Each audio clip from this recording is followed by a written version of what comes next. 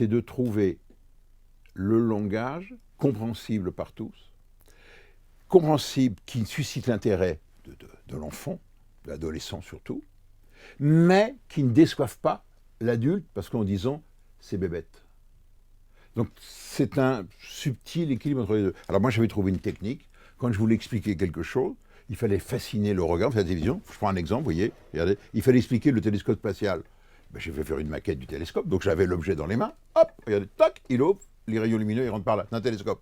Et puis comment ça marche un télescope? Eh bien avec le maquettiste, je disais, voilà, regardez, hop, l'âme d'un télescope, ben, c'est un miroir, la lumière rentre par là et se réfléchit là-dessus. Ça, c'est un collecteur de lumière, et ça renvoie la lumière sur un miroir, puis on met son œil ou un appareil photo et on regarde.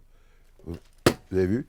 En 40 secondes, je vous ai expliqué comment fonctionne un télescope. Parce que j'ai manipulé un objet, donc j'ai retenu leur attention et je leur ai fait passer un certain nombre de messages. Donc il y a des techniques, mais à la télévision, c'est d'abord capter l'attention des gens parce que c'est d'abord un spectacle. On est assis dans son fauteuil, on est devant un écran.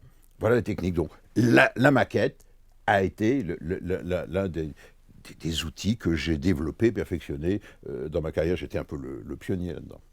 Si vous voulez, je suis arrivé à donner le goût des sciences, le goût de comprendre au grand public dans le journal télévisé, coincé à la fin du journal, toléré dans le journal, entre le fait divers et puis les sports, la rubrique à la fin. Et ce que j'ai le plus réussi, ben, c'est de monter des coups. Eh ben, monter des coups, ben, c'est du boulot, c'est de faire la maquette, c'est de... Eh ben, on lance une navette spatiale avec un astronaute à bord, eh bien, c'est à Jean-Loup Chrétien, l'astronaute, c'est lui faire jouer de l'orgue dans l'espace, que c'est un organisme. Monter un orgue dans la station, mais c'est un boulot de fou, c'est un investissement, ben, c'est payant, les gens ont retenu ça. Et parce qu'ils ont retenu qu'il y avait de l'orgue, ils se sont intéressés après à la technologie spatiale. Vous voyez, j'ai pris une... Qu'est-ce que j'ai fait? J'ai fait le percement en direct tunnel sous la Manche, pour leur montrer ce que c'est. Si je leur avais dit, oh, on fait un tunnel, on aurait dit, oh, un tunnel, ouais, bah, c'est un tunnel, bon, il est sous la mer, c'est pas le premier. Ce qui est vrai.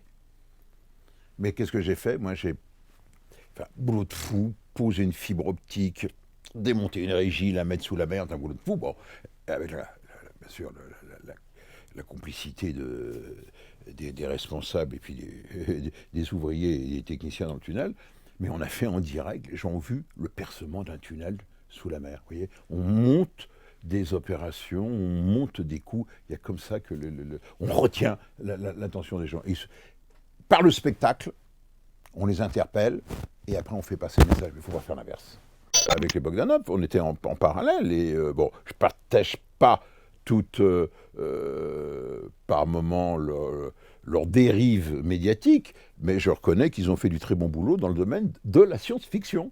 Et ils ont fait du très bon, ils ont été pionniers dedans, ils ont fait du très bon boulot. Mais moi, j'aime bien lire les livres de science-fiction. Ça n'exclut pas. Mais à la télévision, je ne peux pas faire de science-fiction.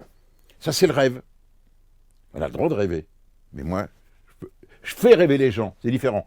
Je les fais rêver, mais je ne rêve pas à la télévision.